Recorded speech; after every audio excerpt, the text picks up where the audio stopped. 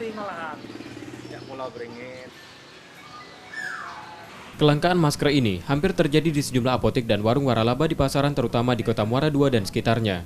Permintaan masker meningkat menyusul kekhawatiran warga akan penyebaran virus corona. Masker langka sejak beberapa hari terakhir. Bahkan harga maskernya pun mengalami lonjakan hingga Rp125.000 per kotaknya.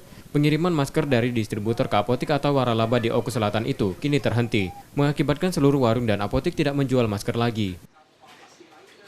Dari harga berapa lagi? 25.000 menjadi 125. Untuk stok sendiri banyak nggak? Nggak ada lagi. Saat ini ada jualan nggak sini? Kapan kosong?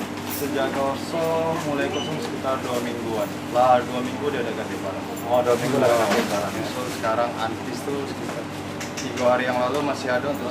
Sekarang udah ganti lagi. Polisi dari Tipitsus Polres Oku Selatan juga melakukan pemantauan di sejumlah titik termasuk stok masker yang dimiliki tenaga kesehatan yang disimpan di gudang. Saya mengimbau agar tidak ada yang memanfaatkan momen pada saat ini ya. Jadi seperti contoh misalkan melakukan penimbunan ataupun melakukan pemalsuan ya, penjualan masker ya, yang memang tidak standar. Karena untuk hal ini ada aturan ya, yang bisa menjerat pidana apabila ada masyarakat ataupun siapapun yang melakukannya.